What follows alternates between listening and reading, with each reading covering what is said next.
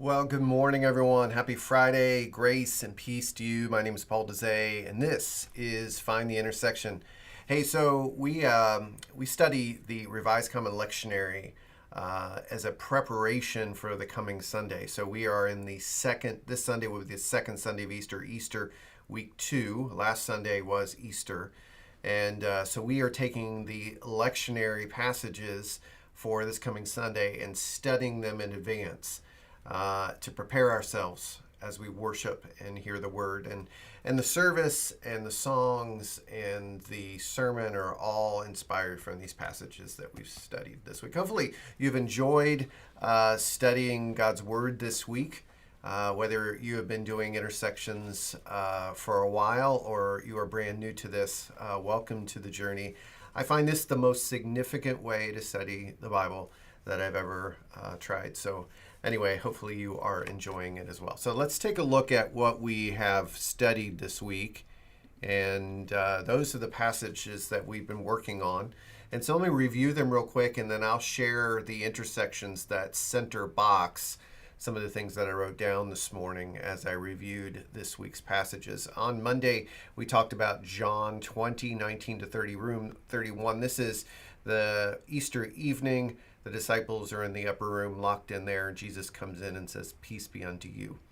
A week later, Jesus appears again to Thomas, and Thomas sees the scars and believes. Great passage, right?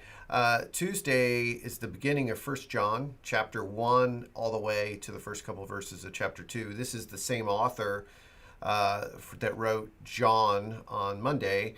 He writes today and kind of opens it up and says, "We are a witness testifying to the word of life, the God of light," and says that Jesus is the redeeming sacrifice, atoning sacrifice for our sin. There is a message in here about sin that we, if we walk in the light as He is in the light, we don't have to sin, but when we sin, we can find forgiveness. And don't lie and say you don't sin. You know, that's the message there. It's a beautiful book, a letter, just 5 chapters, 1 John, and we're going to work through that letter on Tuesdays for this season of Eastertide. Wednesday, we were in Acts. Typically, we're Old Testament, but during the season of Easter, we are in the book of Acts, chapter 4, verses 32 to 35. Everybody has everything in common. They're truly a community. They're unified. They're selling stuff to meet needs. It's just a beautiful picture of the early church that's focused on the resurrected Christ. And then yesterday, Psalm 133, a psalm of ascent of David, and it's about unity and hospitality and blessing. So there you go. So what intersections did I come up with? I wrote down quite a few this week. Number one, I believe unity is a key theme this week. We see the unity of the disciples in the upper room. It starts off they're unified in fear, but it ends up that God sends them in a unified mission. Tuesday's passage deals with the communion that God shares with His people, the community that is centered into that relationship. They're unified together. Even in the midst of division in that church that John is writing to, there is an encouragement to be unified. And then Wednesday's example is just beautiful. The early church, they had everything in common, selling stuff for each other, meeting needs, and they were just a worshiping community that worshiped the risen Christ. And then yesterday's psalm was a mention in that very first verse about unity. So unity is a key theme this week, which I know Francis Chan just released a book. I got it. I haven't read it yet, on unity. Until unity. It's a big topic because we're not unified in the church these days. So that's something I think we all need to work on. Where are we willing to listen to people who have a different opinion and not to judge them, but to listen and have openness, and we learn and grow together. Another theme is just the idea of community, belonging. They're definitely operating as a family, as in the early church, the resurrected community, and we see this in those passages.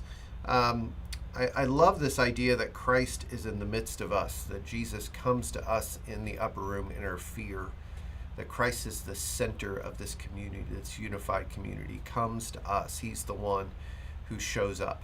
I love that. And, there's this theme that comes out of Easter, and that we're living in a new age. We're living in the new creation. Death doesn't have the last word anymore.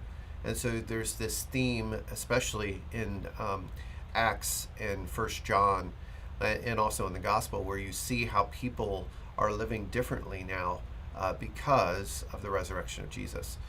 The last thing I wrote down was this theme of fear that we see in the disciples in the upper room, and how Jesus brings them peace.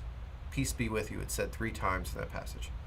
And because of that peace, their fear has been cast out. So they have peace instead. And in that peace, Jesus sends them to be witnesses. And that theme of witnessing is in this week's passages too. But Jesus dispels our fear so that we can have the peace to witness. I love that. It's good.